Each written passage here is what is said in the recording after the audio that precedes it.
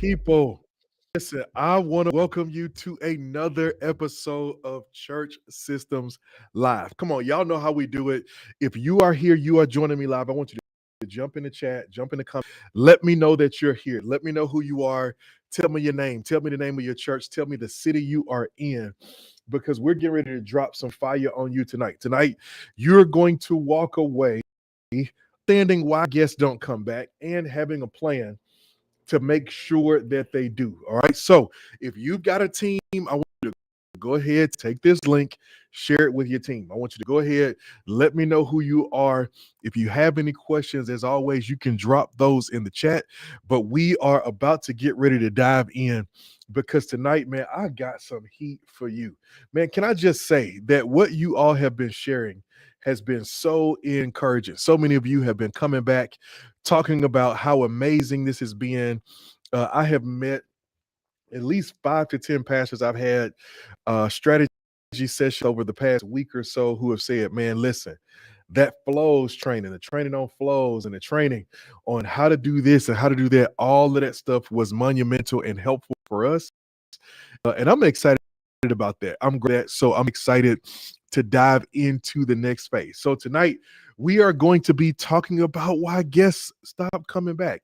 And I'm going to help you figure out how to stop losing them. I'm going to help you figure out how to make sure they keep on coming and they keep on coming and they don't stop coming, but that they keep coming back. I'm really doing this because, to be honest, I was going to take tonight off. I was going to give y'all a good old replay special, and I was just gonna go home and chill. I've been fighting with technology all day, and my technology has been up and down. It's been weird. Some of the things I'm trying to do from a technical standpoint, it just didn't want to cooperate today. And so I was like, man, look, I'm gonna just do a replay and this, that, and the other. And then I'm gonna be honest, I got an email. I received an email right before I decided to, pack up my stuff and head out of here. And I got an email from one of our newer pastors, and I think he sent it this morning, but I just saw it.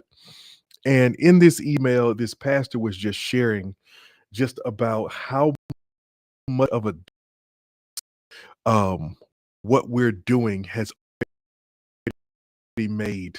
This is a pastor who I met just a couple of weeks ago. He came to a free webinar that we were doing.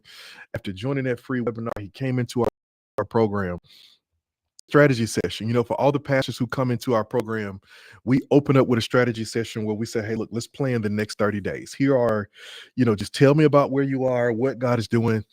And then I try to give those pastors a 30-day fast start to say, hey, here's some things I'm hearing right off the bat that could really serve you well. For me, that's kind of I call it my Joseph anointing, right? It's that ability to just, be able to hear where people are, what they're trying to do, what's going on, and then somehow interpret that into helping them understand what God is trying to do and what God wants them to know. And so I was talking to the pastor. We walked through some specific strategy. And he said, man, listen, in this email, he said, man, look, we went to go and do it. He said, man, and it absolutely worked. It worked so well that it overwhelmed us, that we got list and list of people that we still need to call and we still need to follow up with. And he said, man, I just want to say thank you. And I'll be honest, and that was just the boost I needed to get me started and to get rolling. And I can't wait to get a chance to reach back out to that brother and just check in and just let him know how them and things of that nature. But that's why we're here tonight, because you need a plan. You're playing and you're asking God to send you guests and to send you new people and to others through the door and to do these different things. And as you're asking God to do, you got to make sure you're prepared for what you God for. This is something that I've been saying to so many pastors over and over again. Many leaders are asking God to send a harvest that they are not prepared for. And my challenge to you is to assess ready for the harvest, whether or not you're ready for what you're asking God for. And when it comes to what we're going to be talking about tonight, here's something that I know to be true, is that many of you are all week and some people come to visit, you preach your heart out, and then the people disappear and they don't come back. And sometimes people misread and they think we're frustrated when getting back because it hurts our numbers. But really, it's our heart. It's our heart to really those people and to help those people. And so we want them to be there. We want them to be plugged in. We want them to be blessed. Times we when they come back, it hurts. And it's not our preaching, it's not we don't love people, it's our processes. And tonight I'm going to help you understand your processes and what that looks like. I'm going to give you a simple framework. Many of you were here a couple of weeks ago. We did F.L.O.W.S, and I gave you kind of this acronym for how to build a system. And so we're going to do that here live tonight. All right. Now, for those of you who have been thinking about and exploring some support and some different options to get some help, everything that I'm going to show you tonight already exists inside of our programs, right? So everything I'm going to walk through and build, it already exists inside of our church systems in a box. And so if you're some support, you're looking for some help with this stuff, and doing this and the strategy to do it and the templates and the SOEs and all of that kind of stuff, it already exists inside of our church systems in a box. All right. So look at this. We talked about flows. Let's recap this real quick. And I want to jump straight in because I do want to hit this thing tonight. And then I want to get to just get home and get some rest and chill out. But I want you to get this. All right. So here's where I want to start. We talked about flows, right? And flows is an acronym. And it is an acronym for the 5 components of a healthy church, right? You've got the focus. What is the goal that we're trying to do? We want to accomplish with this system? We're going to dive into that. You've got the lead-ins. How does a person get plugged into this system, right? What causes them to start in the first place is not just going to happen because we thought of it, but what needs to happen for the process to kickstart. Talk about that. Then we're going to talk about the order of operations. What are the different steps of our process in the order that they happen in? Because order is important. You've got to put things in order. It's the cart before the horse. Because if you put the cart in front, the cart can't pull the horse. But if you put the horse in front, the horse can pull the cart, right? So we're going to talk about that. Then you've got the who or the what. Who's doing it? Who's going to actually execute this, or what tools are going to execute it for you? So for us inside our church systems in a box, we give you a software. You set that software up. When you use that software automatically follow up. As a matter of fact, we just hired a new internal systems developer, and the systems developer helping us to automate those systems. So one of the things that's coming up real soon that I'm super excited about is that we have figured out a way that when pastors and churches join our program, join our church systems in a box, and for those who are already in, we're going to set it up to where literally when you come into the program, everything is going to be instantly built. I mean, instantly. Like we're gonna write all the 90 days of emails that we've already written. We're gonna be able to plug in a little piece of code and use some AI tools so that when you click join, the moment you click join, all of your next steps and follow-ups and text messages, they're already built.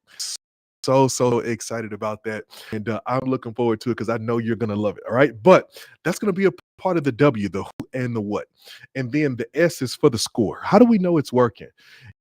You got to learn to measure all of these different things. All right, and so again, all of these things, they exist right now inside of our program, in our church systems in a box, in our church systems accelerator, which is our more exclusive done for you program where we all of your systems for you. But tonight I want you through the pieces. Right. So if you're just joining, you're coming in late, take a moment, let me know who you are and where you are watching from. Drop your name, your church, your city in the chat.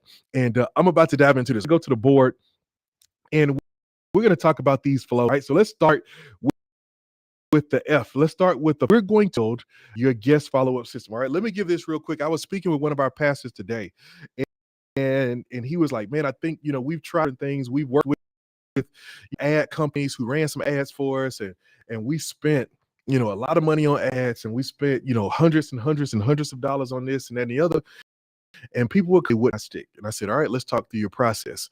And as we begin to talk to his process, I begin to see some gaps, and I'm all for ads. Facebook ads are great, but I think that they are great when they come alongside systems that are already in place, right? I have had several pastors here lately who did our program, because they came from a space where they were doing ads and different things, but people didn't stick. And there are so many different factors.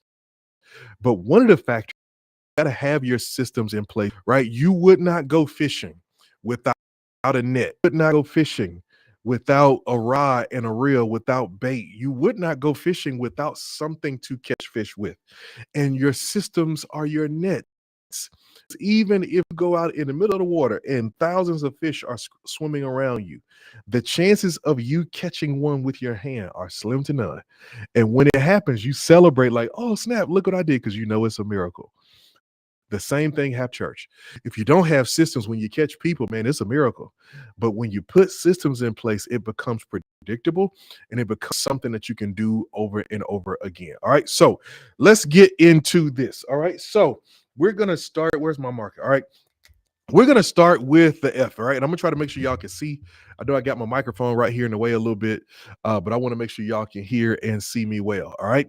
And again, I am working on a new setup and a technology where I'll have like a digital board where I'll be writing on it and you'll see it on camera. It's going to look, but until we get there, y'all go board that I love to work on. All right.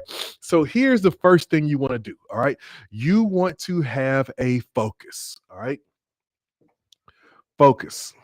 When you build a system, one of the things that you've got to be able to answer is what is the focus of this system, right? What's the focus? What are you trying to accomplish with this particular system? So when you think about having a guest follow-up system, here is a simple way to find the focus. I want you to think about this because this is going to make such a difference, so that people don't fall the crack. All right. So a couple of things you want to do with your focus. All right. Let me put this in a different color. I'm gonna put this in red. 100% contact. All right. That's one of the things that you want to be your focus. You want to make contact with 100% of the people who come. 100%. Right? You want to make 100% contact. How they fall through the cracks that you get a chance to connect with and follow up with 100% of the people. All right. And let's take that another step. In addition to the 100% contact, you want to have 3 touch points. 100% contact and 3 touch points. That's having a goal. And let me tell you why this is so important. It's so important. People don't know what a win looks like. How can they rightly pursue it? How can they think if they don't know what it is? Right? So you've got to define what the win is. You've got to make it clear that this is what victory looks like. This is what a win looks like. All right. Imagine for a second I gave you a ball and I said, hey man, throw this ball. And you grab the ball, throw it as far as you can, and we all looking at you like you crazy. Bro, what I really meant was throw it to that person right there. So well, those are 2 different goals.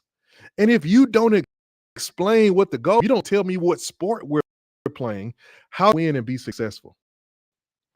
How can I win at a game that I'm not sure I'm supposed to be doing?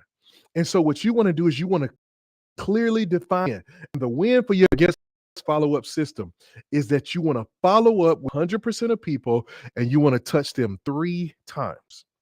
You want to follow up and you want to touch them 3 times. Let me add one more thing. All right, one more thing on there. And you want to do those 3 things in 7 days. 100% contact, 3 touch points, 7 days. And you need to do it in 7 days because after a while, people begin to forget and the girl's cold. Pastor Karen, good to see you. Really good to see you. Pastor Brown, activate, good to see you. I was just responding to your wife on Facebook. Pastor Shad, St. Louis. Thank y'all for being here tonight. So those are the first 3 things you want to have in your focus for your guest follow-up. If you want to stop losing guests and you want people to come, you need to make sure 100% of the people contacted. You got to contact 100% of the people. You got to make sure you're following up with them. You want to touch them three times in ways. And you want to accomplish that within 7 days. That's the goal. All right. That's 3 contact points and 100% accuracy. All right. 100% accuracy. All right. And we'll talk some more about this. One of the things that we put inside of the box, because there are some prerequisites, is if you're going to do this well, you got to know how to collect information well.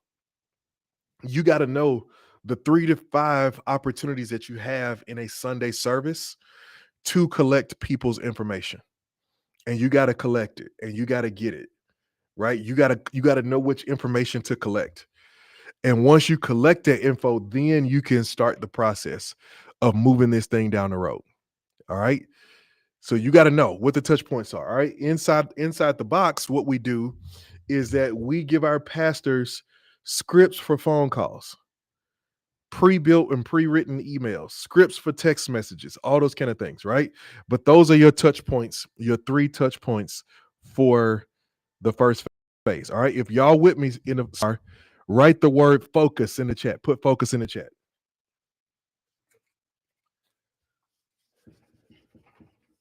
All right. So we got the focus. Now, the second thing that we need after we get the focus is that we need the lead in. And I just alluded to this a little bit. I just gave you a little bit of a hint. But we're going to talk about the lead ins. All right. What are the lead ins? The lead ins are the things that need to happen to get this process started. So what you need to ask is, people raise their hand. Man, I was at church today. Prove it. What's the proof? How do we measure that? Like, what do people do to let us know that they attended, that they were there, that they were with us? All right, I see y'all. Focus, focus, focus. I love it. Focus. What are the lead-ins? All right, there are a few lead-ins that I'm going to give you so that you know to kick off this process. All right, few lead-ins, and I'm going to try to write this as best I can. All right, lead-in number 1, very simple. Connection card.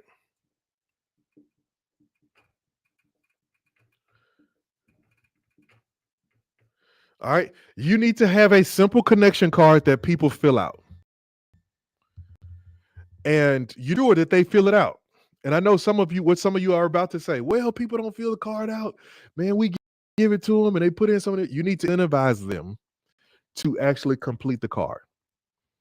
You can do that by giving them something in return. Having a first-time guest gift that they cannot get until they turn in a completed card first. Right? You can experiment with different things, but a connection card is one of the ways that you can do it. You got to have a lead in. How does a person raise their hand? Number 1 is a connection card. Number 2 is a QR code. All right. You can put a QR code on the screen. And when you put that QR code on the screen, people scan it when they fill out a form. That starts the process. All right, inside of Church Hub, which is our software that we give to all of our churches, we have a QR code generator. And so you can go in there and generate a QR code that takes people directly to the form that you're trying to get them to fill out. Super simple, super easy. All right, let me give you another one, another lead in. That's a really good lead in for your processing. And listen, I'm going to give y'all this liquid gold. Like, this is about to be so good. What I'm about to say to you, like, hear me. Like, this is about to be so good. This is one of the things that you need to have that's a trigger, a lead in for you. And it's your plan your visit.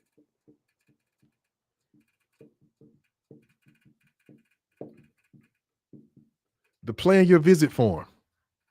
Man, let me tell you a mistake I see so many churches make is that you run ads to a plan your visit form.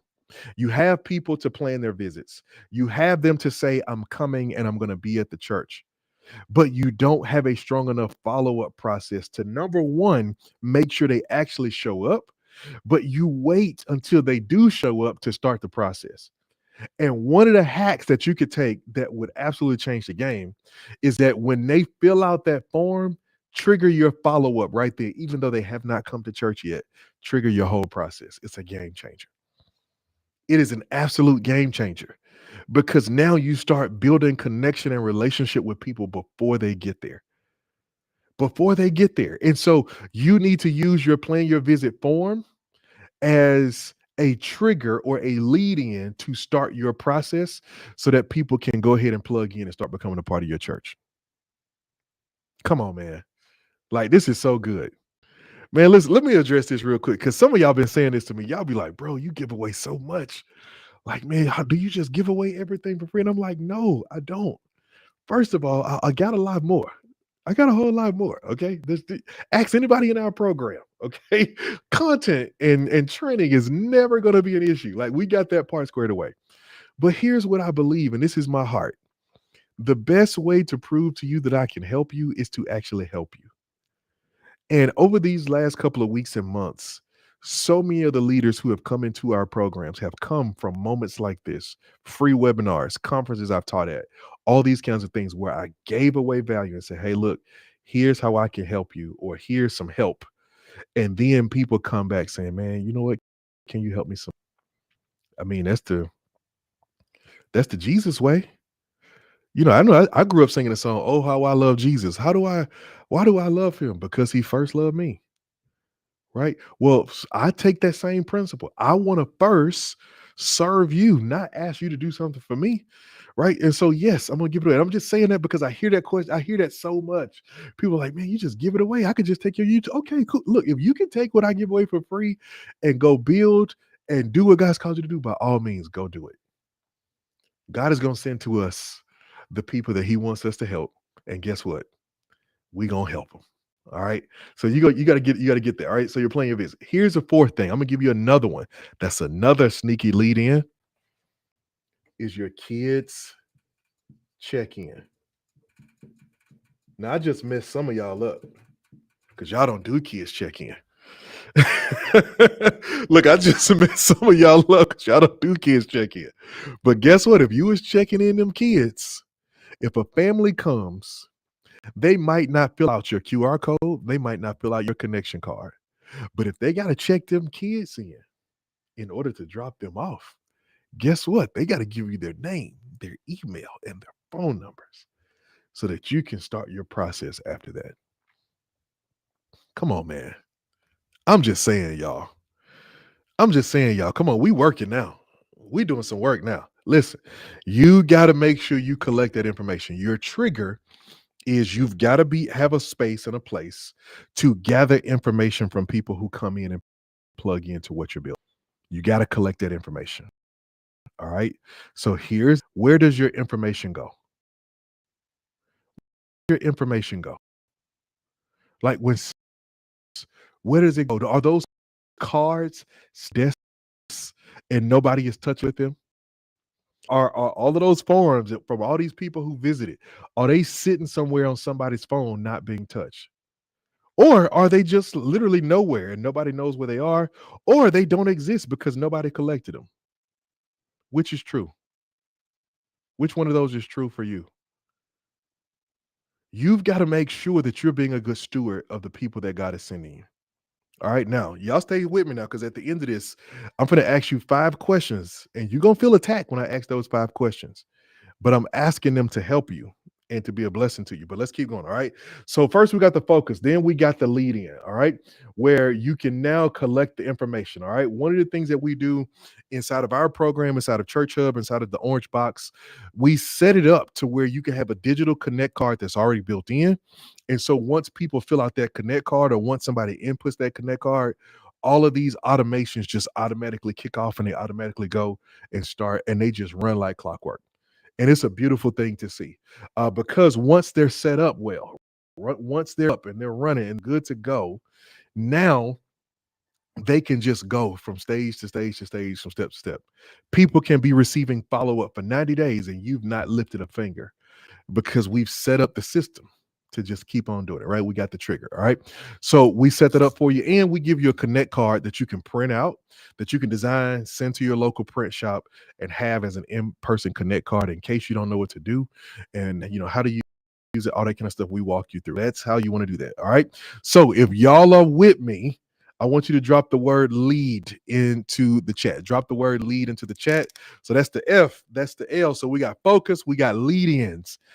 Drop the word lead in the chat. And now we are getting ready to go to O, which is order. All right, let me erase this so we can dive into this because we're finna get into some stuff. Oh, don't be too strong now. All right, all right. So order. So now say is what's the order that this process need to go in? How does this need to work? How will this flow? How will this go? What happens? Order is literally what happens in what order. All right. And you want to keep it simple. You do not need to build a monstrosity that is 20 steps of all these things that got to happen and need to happen. And if one of them don't happen, the whole process fails and all of that. You don't need to do that. Build a simple process, right? That's just going to flow. All right. So I'm going to just give you 5 steps. I'm going to just give you 5 little pieces of the order of how things go after somebody's already, completed the form. They've already done it, all that kind of stuff like that, so forth and so on. All right. So here's how we're going to break this down. All right. We're going to go day 0. We're going to go day 1 and 2, day 3 and 4, day 5 through 7, and then day 14 plus. All right. So here's how we're going to break this down. All right. I want y'all to get this. All right. I want y'all to kind of understand exactly what this can look like. All right. So number 1, on day 0, let me switch to my red marker. I know y'all can't see that. All right. There we go. All right. So on day 0, what you want to do is you want to make sure that every person who visited receives a thank you text. All right. Why do we want them to receive a thank you text? Because text messages have a 97% open rate. 97%. Emails, if you get to 25, 30%, you're doing good. Right. But text messages have a 97% open rate. So if you send a text, hey, thank you so much for coming, most people will get it. All right. So thank you text on day 0. All right. Then on day 1 and 2, you want people to get a personal call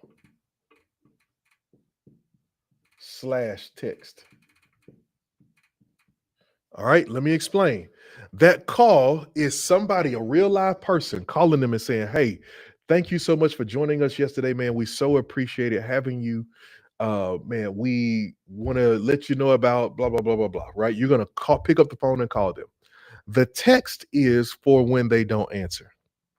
Right. So you call them and then you text them and say, hey, this is Pastor John. I was just calling you. Hey, I missed you. I left you a voicemail, but I was calling you to just say thank you so much for coming. We were super excited to have you. God bless you. Give us a call. We want to know how we can be praying for you, whatever it is. All right. So you want to have a personal call and text. All right. Now, day 3 and 4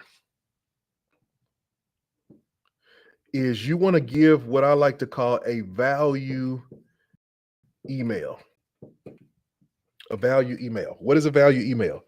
A value email is when you give people something that is valuable to them, something that is worth being a step over, right? So you may send them a devotional ebook. You may send them some kind of resource. Maybe you turned one of your best series into an ebook. Maybe you turn one of your best series into a course, right? But you're going to give them some kind of value email, and that value email is going to be a resource that you're going to give them to say, hey, we wanted to give you this free thing, 21-day Bible reading plan, a 21-day devotional that you can do on your own, right? You want to give them something of value that says, hey, look, I give before I take. Again, it's the law of reciprocity. When you give something to people, it is much easier for them to give you something in return. And I know you want them to come to church, you want them to come back, you want them to do all these different things, but just start with giving something away. All right. Then on day 6 and 7, you want to invite them back. Right? Because if day 0 was Sunday, that means day 7 is going to be Sunday. So that Saturday, you want to be inviting them back. Hey, look, we want you to come back. We want you to plug in, whatever it is. And somewhere in that mix by day 14, you want to invite them into next steps, which is your new members class. It's your new members class. All right. Now, again, inside of the box, all of this stuff is it's already there. We give you the scripts for the text, the scripts for the email. We date for our, we don't do this in the box, but for our boot camp members, we did create a 21-day devotional ebook that they could give away and give away to people. We may add that back at some point. It may be generically branded, but we used to brand it to the church and co-author it with the pastor so that they can do it. And we still do that in our accelerator program, but we don't do that in the box. But inside the box, we do give you all the templates for what to say in the text, what to say in the email, all the things that need to go out. We even give you a blueprint class, what you need to cover in week of that new members class, the curriculum that we kind of created that you can have, all of this kind of stuff like that. All right. All of this stuff is built inside of that follow-up, and it's pre-written and it's there. All you got to do is you can tweak the language so that you don't have to build it from scratch. We try to build that stuff that might take you years. One of the pastors who recently joined our box program, I think last week, he said, man, I stayed up all night. I was like, why you stayed up all night?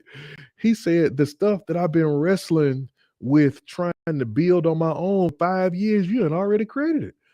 It's already here. And I was like, well, hey, to God be the glory, brother. Glad to help you. All right. So here's the order. Simple 5-day process, right? You want to give them a thank you text on day 0, call on day 1 or 2, day 3 or 4, give them something of value via email. Day 6 and 7, invite them back. And then 2 weeks plus, 14 days plus, you want to make sure that you're bringing them into next steps. All right. If y'all with me, drop order in the chat. Let me start order in the chat. Order.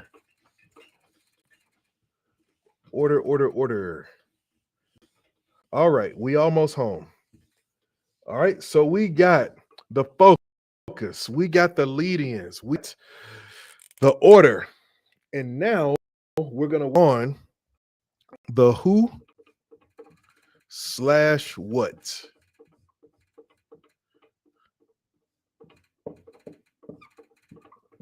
All right, the who/what.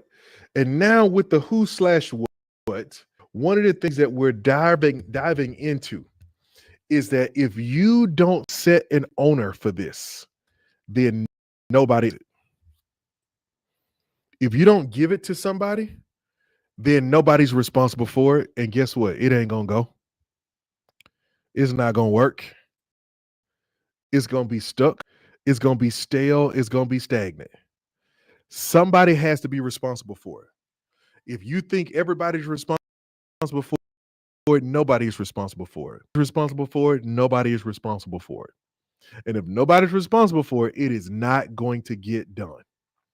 And so what you need to know is you need to know who is responsible for doing what. All right. First step in your order, everybody needs to own it. All right. So let's dive into that again. All right. So I talked about day 0, day 1 and 2, day 3 and 4, day 6 and 7. Man, I'm glad ain't no kids on here talking about 6, 7. And then day 14 plus. I'm sorry, y'all. I've been hanging around high school kids. And so like it is just in my head. Okay. So now here's what you got to do is you've got to know who's responsible for what. right? You got to know who's responsible for what. All right. So, for example, on day 0, who is responsible for sending out the text? Who's responsible? All right. So let's say in your church, I don't know who your people are. Let's just say for day is the way you do the who what is you're going to say Jen sends text. All right. So Jen is responsible for sending the text. How does she send the text? For us, it would be Church Hub, which is the name of our software. All right. For you, it could be Text in Church. It could be Planning Center. It could be a free Google number, right? Whatever it is. But the who what defines who's doing it and what tool they use to do it. So Jen on day 0, she's going to send a text. All right. On day 1 and 2, Pastor T calls yes. All right. So who's responsible for the phone call? Who's responsible for taking that next step? You're going to detail that out. All right. Same thing, day 3 and 4. All right. Um, let's say Maria, let's put a little Latin flavor in there. We multicultural around here. Okay. Maria is going to send email with ebook. All right. Again, are y'all noticing what we're doing? Are y'all noticing that we're making sure somebody's responsible for everything? We're making sure somebody's responsible, right? I think y'all get the point. But the who what is about making sure that you know who is responsible for each and every step of the process. All right. That's the whole point of this. Who's responsible for each and every step of the process? That's one of the things that we've got to be aware of. All right. That's what we're doing. We're making sure we know who's responsible. All right. Every single step. Are y'all with me? All right. And so here's how we do this in our program. And I'm sharing this because I'm sharing what works for us and for our churches so that it could be helpful to you. But also so that if at some point you decide I want some help, you'll see that a lot of this stuff is already done for you. Right. And so one of the things that is so beautiful about Church Hub is that with their Church Hub, we can automate this entire process. Literally everything except physically picking up the phone. The way we automate this in Church Hub is that when somebody fills out a form, they automatically go into a funnel, into an automation, right? So we don't need Jen to send that text. We just need Jen to make sure that their information is in the system. The system will automatically as soon as she puts this enter. We also are going to assign this call to somebody. So the moment the person puts their form in, somebody on the team, whoever you say needs to be notified, is going to be notified. Hey, please, such and such visited the church today. Please give them a call within 24 hours. They're going to get a text message notification saying you need to call this person. On day 3 and 4, we've already set up the email with the ebook in it. And so we're just going to tell the automation, send this text, wait 2 days, and then I want you to send out that email. Right. And then we're going to say, hey, look, on day 6 and 7, I want you to now to go back in there and take the next step. I want you to go back in there and send them an automatic invite. Hey, we want to see you back again tomorrow. Hey, you came last week. Can we make it 2 weeks in a row? That's probably what I would name that email. Can we make it 2 weeks in a row? And invite them to come back. A couple days later, another email. Hey, if you want to know more about Go Church, we're having our new members class or our explore class on this day. It's automated. All right. Are y'all with me? If y'all with me, drop who in the chat. Drop who in the chat. All right. Drop who in the chat. Who, WHO. And we're going to get to the last one. And then we're going to close this thing out. All right. Who in the chat. All right. So again, when we talk about this, having somebody be responsible is vitally important. It's vitally important. And making sure that the responsible person knows exactly what's being asked is also super, super important. All right. So here's the last one is score. Right. And I know there are some people in the church and some people in different segments of the church who, for whatever reason, struggle with data in the church. I don't know why, but there are some people who struggle with data, struggle with numbers. I'm telling you, numbers make a difference is because they help us progress. And here's one of the things I can tell you: anything you don't measure will drift. Anything you don't measure is going to drift. It's going to slide away. It's going to get away from you, and you're going to come back to it later and realize it's way off course because it wasn't measured. Right. And here's one of the things: you got to be able to answer a specific number of questions so that you can stay in alignment with what God wants you to do. All right. I told you that I was going to ask you some questions at the end. I'm going to ask you in a minute. But here are some questions that you need to be able to answer every week. Right. These are not the hard questions that I'm going to talk about. These are scorecard questions. If you're keeping score, then here's 3 things you need to measure every week. All right. So number 1, all right. How many guests? That's the first question you need to answer every week. You need to be able to say, hey, look, how many guests did we have today? How many guests came to visit us today? Every week, you need to be able to answer that question. How many guests showed this week? You need to be able to answer that question every single week. All right. How many guests? Number 2,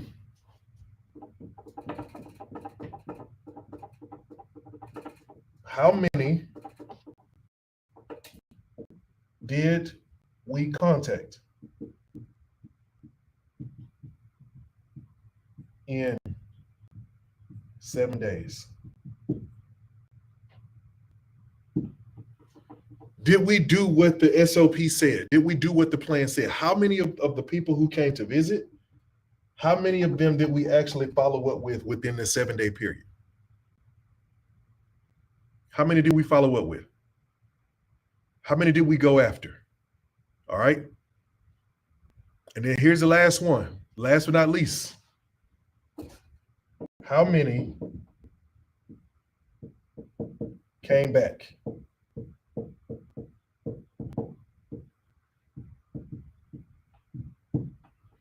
How many guests came back? All right. If we know how many guests we had, then we need to know how many we followed. Then we need to know how many came back. This right here is the missing piece for so many of you. This second question. Because some of us can say, oh, we had 3 people visit. And then we'll be frustrated because we'll say, oh, none of them came back. But then when it comes to this question, how many did we follow up with? Don't tell me they didn't come back if you didn't ask them to. Did you ask them back?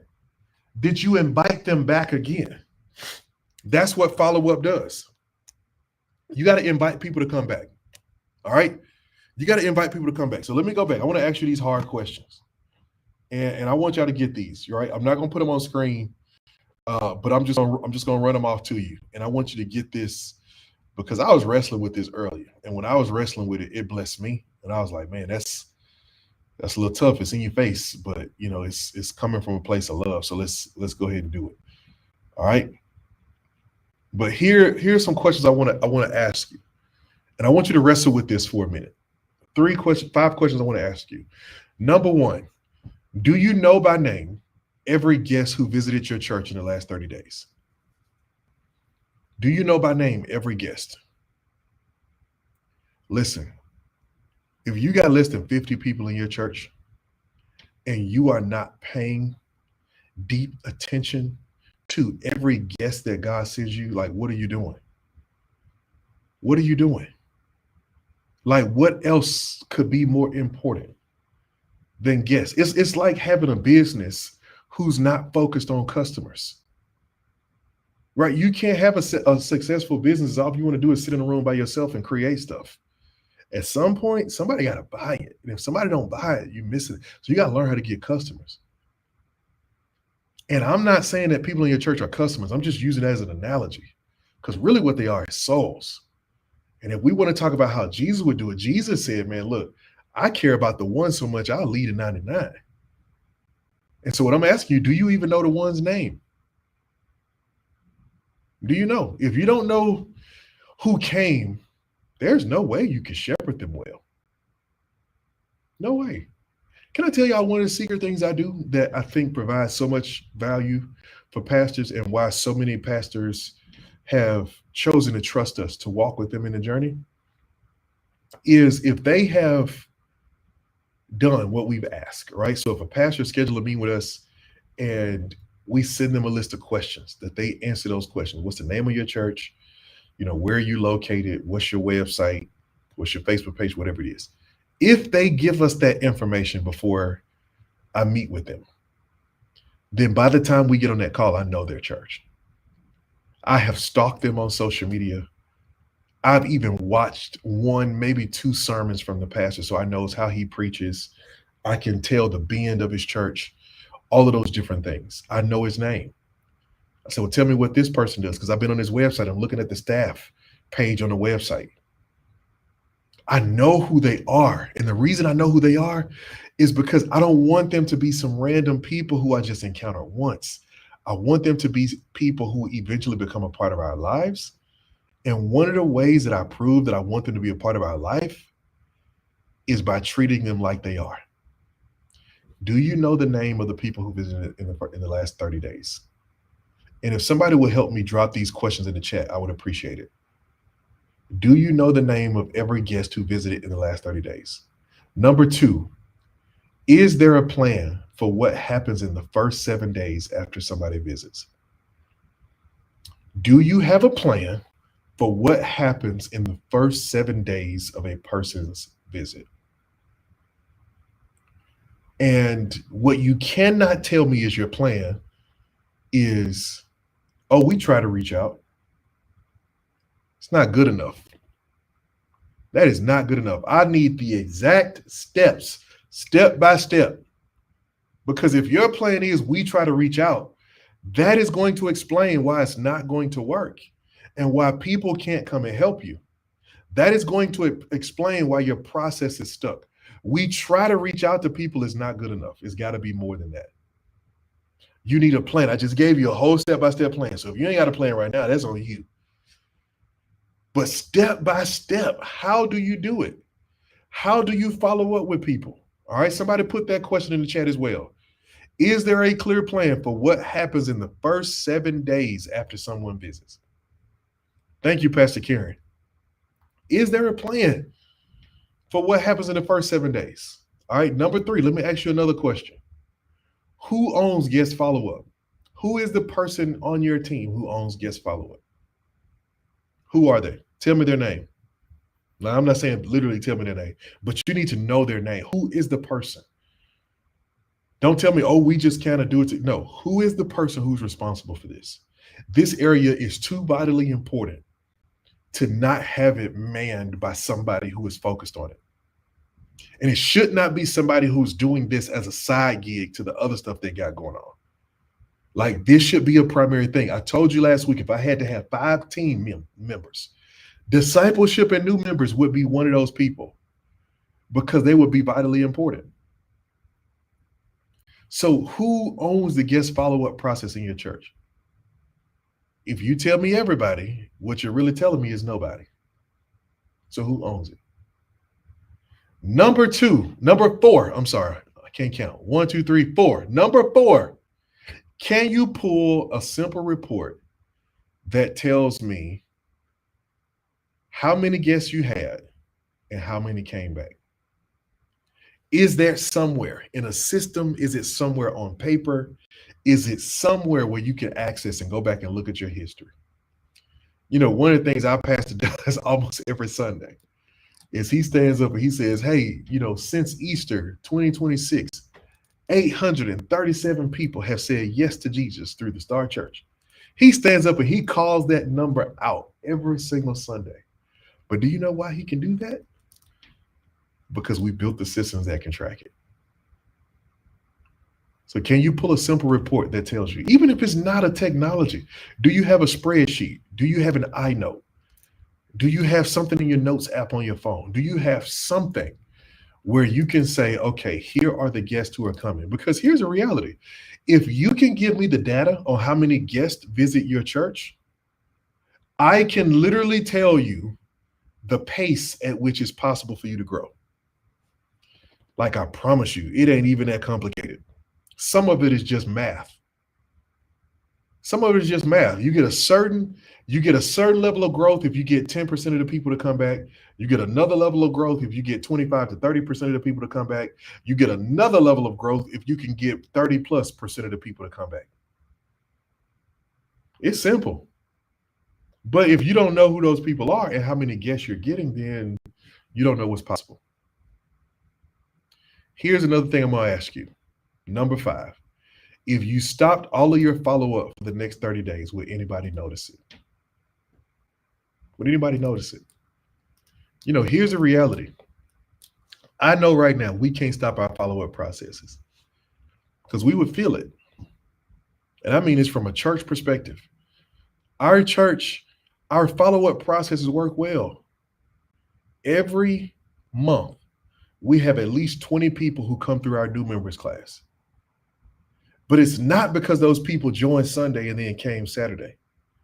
It's because we've been following up with these people throughout this process, where we send them an email and our pastor texts them personally, and then we send them another email inviting them to come to the class, and then we've got another team that calls and texts them the couple of days before the class so that they actually show up. So if we stop doing that, it would dry up our fruit, our pipeline. And here's what this question is getting down into. Is that I'm not asking you these questions to shame you. What I'm saying is, if your church wouldn't feel that you stop your follow-up, it's probably because your follow-up right now is not effective. And I know these questions stung a little bit, and I warned you beforehand, it was going to hurt a little bit.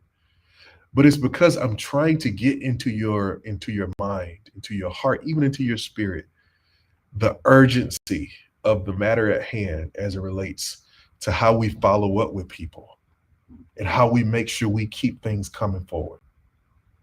This is about putting a strategy in place that matches your heart. You got the heart, but if you don't have a strategy, it's just falling through. If you got the heart, but if you don't have a strategy, it's just not working, and you're going to constantly feel stuck where you are. You'll feel stuck. And so we want to help you not feel that way. We want to help you meet the urgency of the moment. If you've been following me on TikTok or on Facebook or on Instagram, I've been dropping these videos lately where I'm talking about what I believe the Lord is doing in the church in 2026. And one of the things that's going to happen is, I think more eyes are going to turn to the small church than ever before. But just because you're small doesn't give you an excuse to be disorganized. Small does not give you an excuse to be disorganized. You still have to embrace that you've got a job to do, and you've got to be a good steward of what the Lord has put in your hands. You got to be a faithful steward. You got to be a faithful steward.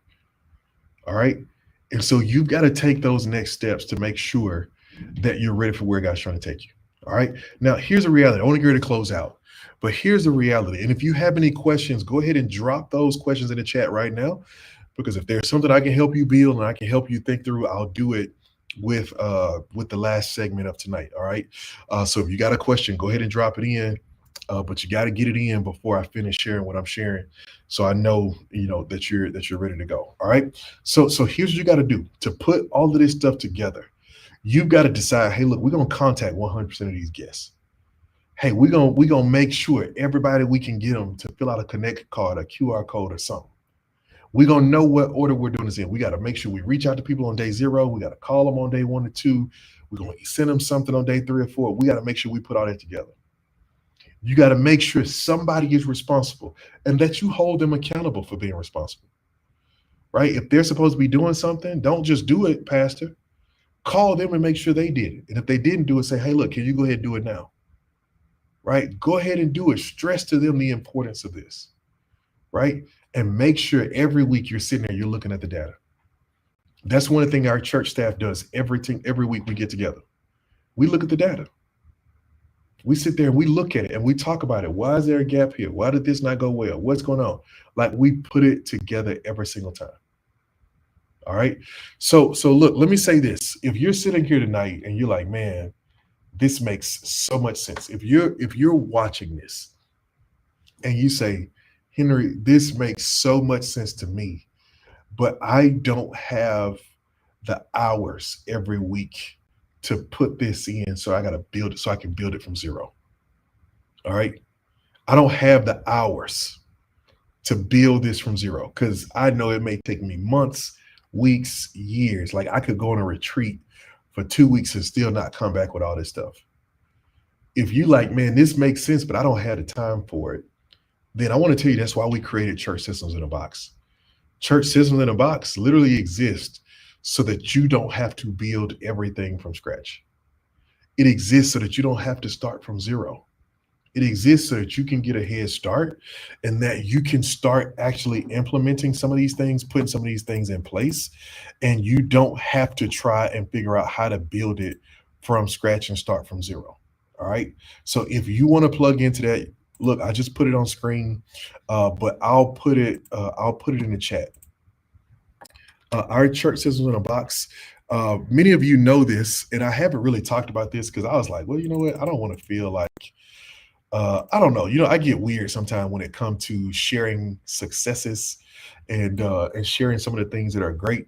But some of you know this. We started out, we only put together 25 of those boxes. And we said, look, we're gonna do 25, and that's it. Once they're gone, they're gone. And to be honest with you, man, we did those 25, and in less than 30 days, people grabbed them and they were just gone. All right. And we were super grateful for that, so much so that we're already into the next 25.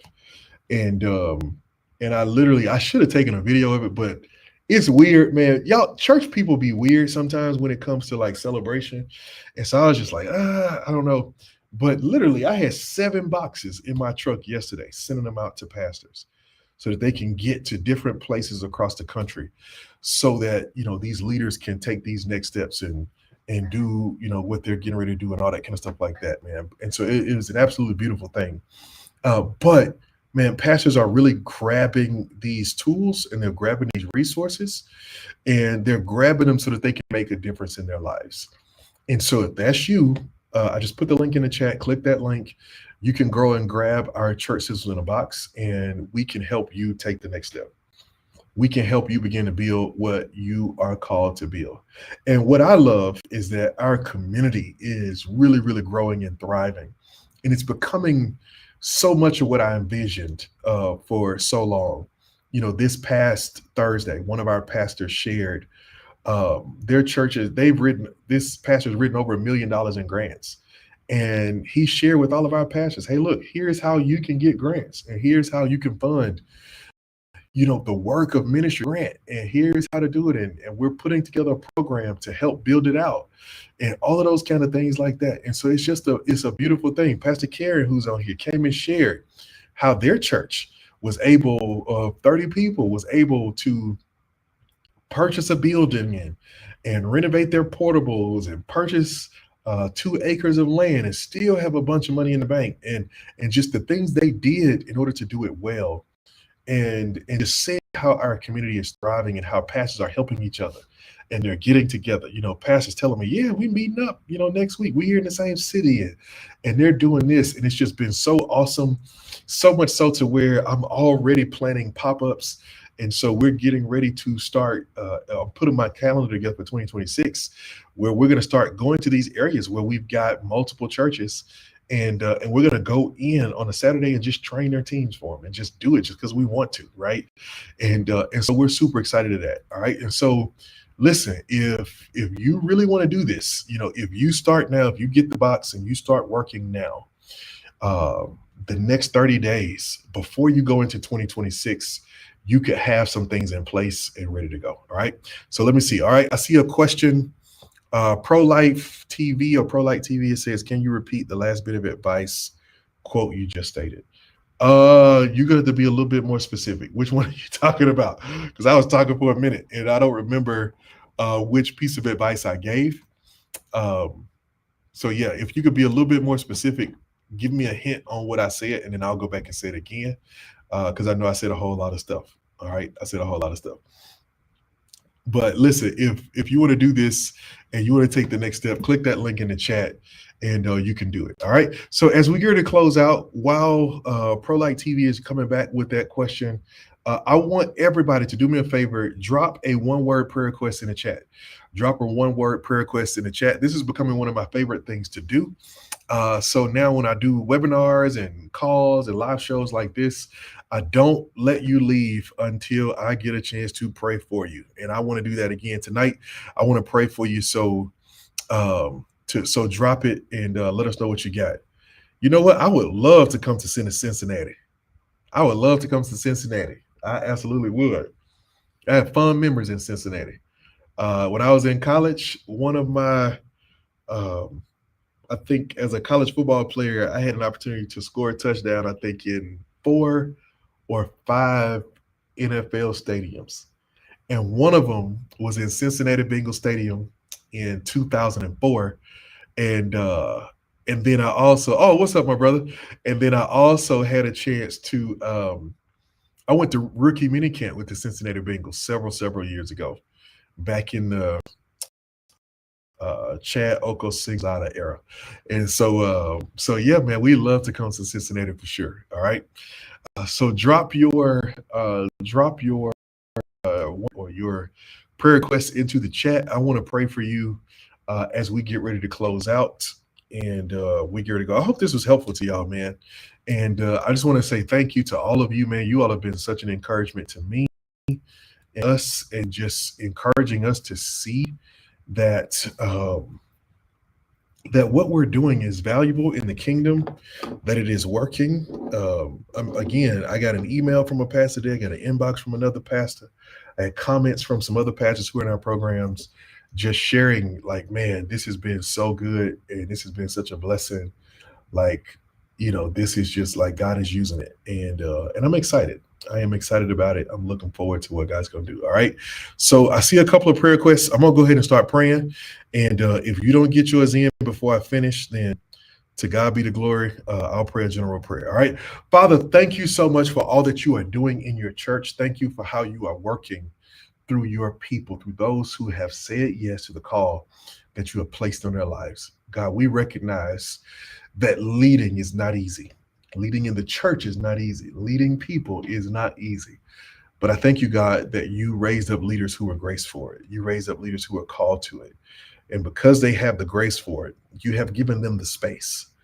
You have built in expansion joints that allowed them to navigate the contracting and expanding of their season, of their calls, and of their ministry. And I thank you that, like a piece of well-laid concrete, because of that expansion joint, because of that grace, they can deal with the shifts without cracking under the pressure. So, Father, I pray that they would continue to live in that grace, that they would continue to be aware of that grace, that they would continue to know, God, that you have something for them. Father, tonight I pray for the heart check, that they would see growth. I pray that there would be first personal growth, that they would see growth in their own lives. They would continue to expand their capacity and their competency and their ability to do well, that they would take whatever you have given them and they would bring you back more as they have grown in wisdom and in stature and in favor with God and man. And I pray that that growth would leak over into the church and it would have kingdom implications. God, I pray for Pastor Karen that you would give her wisdom in time management. God, I know all the things she carry, and sometimes when you're gifted, it's a lot to carry. Give her the grace to be able to say no to some of those projects and to some of those opportunities, but give her also the wisdom to know what to say yes to understand every yes comes with a no and every no comes with a yes. But I pray, God, whatever you do, just continue to make space for the gifts that you have put inside of her to continue to equip the next generation, to continue to raise up leaders and preachers and teachers, but to also continue to raise up that ministry that you have called her to be such a part of. Father, I pray for Pastor Joe that you would give them wisdom and grace as they implement new things, as their team gets stretched, and as their team evolves to this new way of doing things, as their team gets challenged to step into organization and into systems thinking. I pray, God, that you would just put your wind at their back, that you would give them momentum, that you would allow the team to see a victory in such a way, God, that they would be convinced of what you are doing and that they would be ready to partner with you in it. Father, I pray for Pastor Shadrach, God, that you would really just help him maximize these processes. God, in the project that you're calling him to do, and the shift and the turnaround and the transition that you're calling him to lead there in St. Louis. Father, I pray that he would do it well. I pray, God, that you would grace him for it. I pray that you would surround him with the people that he needs to help him do it, but that they would walk through it and do it very, very well. Father, I pray also for growth for Pastor Tim. God, that they would continue, or Pastor Terrence, that they would continue to move forward, that they would continue to drive things ahead in what you have called them to do. Father, I pray even for our upcoming time together, God, that your wisdom would just meet us there, that there will be an appointment on your calendar. Because it's an appointment on your calendar, God, that your Holy Spirit would allow him to walk away with something that would drive them forward. And last but not least, I pray for growth and discipleship for Pastor Tim and their ministry. God, that you would just continue to give them what they need in order to make the kingdom change that you call them to make.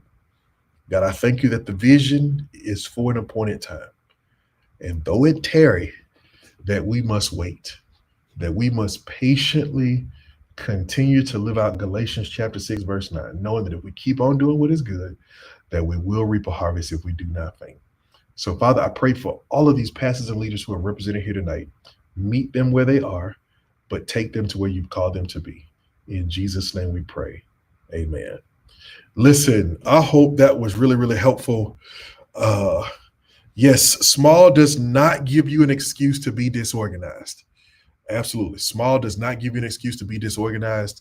God is getting ready to open up these new opportunities for people to come back into the church. And the small church is about to be front and center, but you got to be organized enough to handle it. So go ahead and get yourself ready, get yourself together, be prepared for what God is about to do. Because as he gets ready to do it, you want to make sure that you are not left behind and that you do not miss out on what he wants to do. All right, listen, thank y'all so much for being here. I'm going to go and check in just a second. So for those of you who decided to jump into the Church Sisters in a Box, man, look, let me be the first to welcome you aboard. Somebody from our team will be reaching out to you and they'll call you and they'll welcome you in officially. But let me be the first to say, look, man, welcome to order.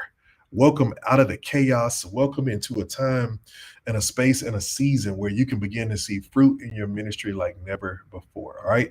Listen, God bless you. Love you. And I look forward to seeing you real soon.